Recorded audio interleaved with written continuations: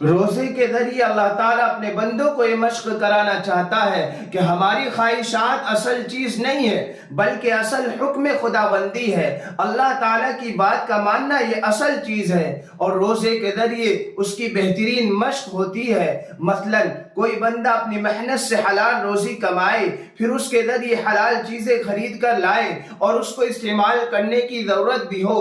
مثلا بندہ روزے سے ہے اور دوپہر کا وقت ہے، فریج کے اندر مشروبات رکھے ہوئے ہیں، پھل رکھے ہوئے ہیں، پکوان گھر میں رکھے ہوئے ہیں، اور بندے کو ضرورت بھی محسوس ہوتی ہے، لیکن بندہ کہتا ہے ابھی کھانا نہیں ہے کیونکہ میرے رب نے منع کیا ہے، ابھی پینا نہیں ہے کیونکہ میرے رب نے منع کیا ہے۔ بندہ اپنی خواہشات کو، اپنی ضروریات کو اللہ کے حکم کی وجہ سے چھوڑ دیتا ہے۔ یہی تو روزے کا مقصد ہے۔ اللہ تعالیٰ ارشاد فرماتا ہے لعلکم تتقون، روزے تم پر اس لیے فرض کیے گئے تاکہ تم پرہیزگار بن جاؤ، تاکہ تم اللہ کے لیے اپنی خواہشات کو مٹانے والے بن جاؤ۔ اور اللہ تعالیٰ کو اپنی خواہشات کا مٹانا اللہ کے لیے اپنے لیے اتنا پسند آتا ہے۔ حدیث قدسی ہے، رسول اکرم صلی اللہ علیہ وسلم ارشاد فرماتے ہیں کہ اللہ تعالیٰ انسان کے عمل کو 10 گنا سے لے کر 700 گنا تک اجر عطا فرماتا ہے، لیکن اللہ تعالیٰ کیا فرماتا ہے؟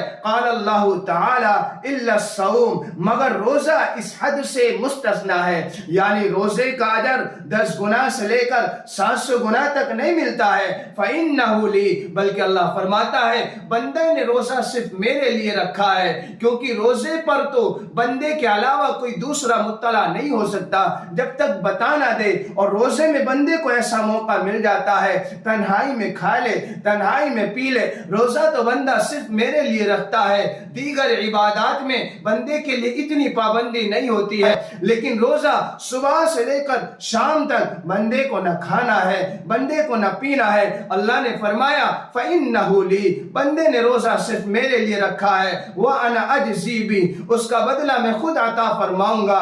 یدع شہوتہ وطعامہ من اجلی، میرے بندے نے میری وجہ سے کھانے کو چھوڑا، میرے بندے نے میری وجہ سے پینے کو چھوڑا، میرے بندے نے میری وجہ سے خواہشات کو چھوڑا ہے۔ میرے اللہ نے اپنی طرف نسبت فرمائی۔ میرے دوستو، لاکھوں روزے کی فضیلتیں آپ پڑھیں، لاکھوں روزے کی فضیلتیں آپ سنیں، لیکن یہ بات کہ اللہ نے اپنی طرف نسبت فرما دی کہ میرے بندے نے میری وجہ سے کھانا چھوڑا ہے، میری وجہ سے میرے بندے نے خواہشات کو چھوڑا ہے، اس کا اپنا علیحدہ ہی مزہ ہے۔ پھر آگے ارشاد فرمایا للصائم فرحتان، کہ روزے دار کے لیے 2 فرحتیں ہیں، 2 خوشخبریاں ہیں، 2 خوشی ہے۔ فرحت عند فطری، ایک تو افطار کے وقت کہ بندہ کھاتا ہے، بھوک اور پیاس کی حالت میں جب بندہ کھاتا ہے اس کا ایک علیحدہ مزہ ہوتا ہے، اس کی ایک علیحدہ خوشی ہوتی ہے، اور پھر ساتھ میں ہی مغفرت کا پروانہ مل جائے تو اس کے اندر اور بھی زیادہ مزہ آ جاتا ہے۔ اور دوسری فرحت، دوسری خوشی کیا ہے؟ عند لقاء ربی، اپنے رب سے ملاقات کے وقت کہ جب اپنے رب سے ملے گا رب راضی ہوگا اور رب کا دیدار نصیب ہوگا، اور رب کا دیدار ہو جانا یہ جنت کی نعمتوں میں بھی سب سے بڑی نعمت ہے۔ قرآن کریم بیان فرماتا ہے وجوہ یومئذ ناظرۃ الی ربہا ناظرہ، خوش قسمت چہرے ایسے ہوں گے جو اپنے رب کا دیدار کر رہے ہوں گے، اپنے رب کو دیکھ رہے ہوں گے۔ اللہ تعالیٰ آپ سب کو اور مجھے بھی اپنا دیدار نصیب فرمائے۔ اور روزے دار کی فضیلت آگے بیان فرماتے ہوئے ارشاد فرمایا کہ روزے دار کے منہ کی بو، لیکن وہ بو نہیں جو دانت صاف نہ کرنے کی وجہ سے پیش آتی ہے، بلکہ وہ بو جو بھوک کی وجہ سے معدے سے اٹھتی ہے، وہ بو اللہ تعالیٰ کو مشک کی خوشبو سے بھی زیادہ پسند لگتی ہے۔ اسی طریقے سے اللہ تعالیٰ نے کل قیامت کے دن روز محشر جنت میں داخلے کے لیے روزے داروں کے لیے ایک علیحدہ انتظام کیا۔ رسول اکرم صلی اللہ علیہ وسلم ارشاد فرماتے ہیں فی الجنت 8 ابواب منہا، اللہ تعالیٰ نے جنت میں 8 دروازے بنائے ہیں، لیکن ایک ایسا دروازہ ہے یسمی ریان، اللہ نے اس کا نام ریان رکھا ہے، لا يدخلہ الا الصائمون، جس سے صرف اور صرف روزے دار کا داخلہ ہو سکتا ہے، روزے دار کے علاوہ کوئی بندہ اس دروازے سے داخل نہیں ہو سکتا ہے۔ روزے کی یہ فضیلتیں ہیں، لیکن اس کے باوجود ہمارے اندر سستیاں ہیں، ہمارے اندر کاہلی ہے، اور ہم روزے نہیں رکھتے ہیں اور ہم روزے کو چھوڑ دیتے ہیں کہ ہم پر کام پڑے گا۔ میرے پیارو، 11 مہینے محنت کرو اور روزی کے لیے اپنے آپ کو تھکا لو، لیکن ایک مہینہ جو نیکیوں کا سیزن ہے اسے عبادت کے لیے خالی کر لیا کرو، اور اپنے کاموں کو اس طرح ترتیب دے لیا کرو کہ روزے میں بھی فرق نہ آئے اور تراویح میں بھی ذرہ برابر کمی نہ آئے۔ اور روزے دار کی اور کیا فضیلت بیان کی رسول اکرم صلی اللہ علیہ وسلم نے، ارشاد فرمایا کہ کل قیامت کے دن میدان محشر میں روزہ آئے گا اور روزہ آ کر کہے گا، اے میرے اللہ، میں تیرا حکم ہوں اور مجھے پورا کرنے کے لیے تیرے اس بندے نے اپنی خواہشات کو چھوڑا ہے، کھانے اور پینے کو چھوڑا ہے، تیرا یہ بندہ پریشان تھا لیکن مجھے اس نے پورا کیا ہے، آج اس کے حق میں تیرے دربار میں سفارش کرتا ہوں، اے اللہ میری سفارش کو قبول فرما لیجئے۔ قرآن کریم بھی آئے گا اور کہے گا، اے اللہ، رات میں پھر یہ مجھے سننے کے لیے کھڑا ہو جاتا، مجھے پڑھنے کے لیے کھڑا ہو جاتا، میری بھی سفارش اس کے حق میں قبول فرما لیجئے۔ رسول اکرم صلی اللہ علیہ وسلم ارشاد فرماتے ہیں، اللہ تعالیٰ دونوں کی سفارش کو قبول فرما لے گا۔ اب یہ جو روزہ ہے، اس روزے کے آداب کا خیال رکھنا بھی ضروری ہے۔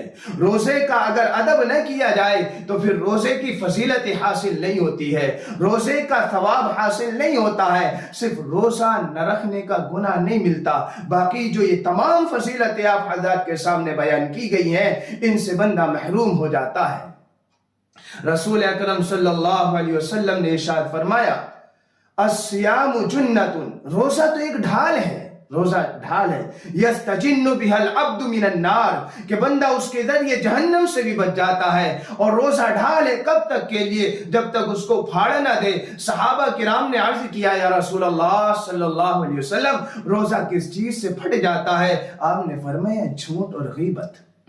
روزہ جھوٹ اور غیبت سے پھٹ جاتا ہے، اس لیے ہمیں یاد رکھنا چاہیے کہ ہم غیبت اور جھوٹ وغیرہ روزے کے اندر بالکل نہ کریں، بلکہ روزے کے علاوہ وقت میں بھی نہ کریں۔ اور روزے سے تو مشق یہی کرائی جا رہی ہے کہ بندے نے 1 مہینہ روزہ رکھا، اس میں بندہ تمام گناہوں سے محفوظ رہا، اور اس میں بندے نے اپنی خواہشات کو اللہ کے لیے قربان کر دیا۔ یہ خواہشات کا قربان کرنا اور گناہوں سے بچنا صرف 1 مہینے تک محدود نہیں ہونا چاہیے، بلکہ رمضان سے باہر نکل کر 11 مہینوں میں بھی یہی حالت ہونی چاہیے۔ روزے کا اصل مقصد یہ ہے کہ بندہ پورے سال کے لیے، پوری زندگی کے لیے متقی بن جائے۔ اسی طریقے سے بندہ نہ تو غیبت کرے، نہ جھوٹ بولے، نہ چگلی کرے، اور نہ ہی بندہ حرام مال کھائے، نہ حرام مال کمائے۔ رسول اکرم صلی اللہ علیہ وسلم ارشاد فرماتے ہیں، بہت سے روزے دار ایسے ہیں کہ انہیں بھوکا اور پیاسا رہنے کے علاوہ کچھ حاصل نہیں ہوتا ہے۔ اسی طریقے سے بہت سے شب بیدار ایسے ہیں کہ انہیں محض جاگنے کے علاوہ، نیند خراب کرنے کے علاوہ کچھ حاصل نہیں ہوتا ہے۔ علماء کرام نے اس کی تفسیر بیان کی ہے کہ بندے نے روزہ رکھا، شام کو حرام مال سے افطار کر لیا، جتنا ثواب روزہ رکھنے کا تھا اس سے زیادہ گناہ حرام مال سے افطار کرنے کا اس نے کما لیا۔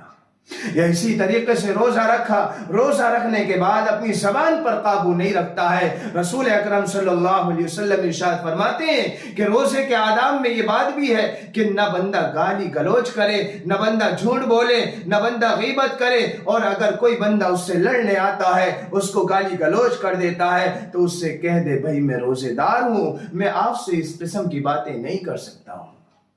یہ باتیں اللہ تعالیٰ کو بہت پسند ہے۔ اور یاد رکھیں، ہر چیز کی زکوٰۃ ہوتی ہے۔ رسول اکرم صلی اللہ علیہ وسلم نے ارشاد فرمایا، علی کل شیء زکوٰۃ، ہر چیز پر زکوٰۃ ہے۔ وزکوٰۃ الجسد الصوم، اور جسم کی زکوٰۃ انسان کے لیے روزہ ہے۔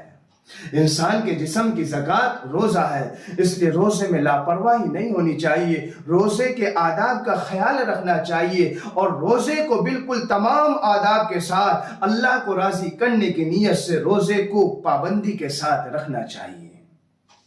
اور روزے میں غیبت کے تعلق سے ایک واقعہ احادیث مبارکہ میں نقل کیا گیا کہ 2 عورتوں کے بارے میں رسول اکرم صلی اللہ علیہ وسلم کے بارے میں خبر آئی کہ وہ 2 عورتیں بھوک اور پیاس کی وجہ سے بڑی پریشان ہیں، قریب ہیں کہ ان کا آخری سانس ہو۔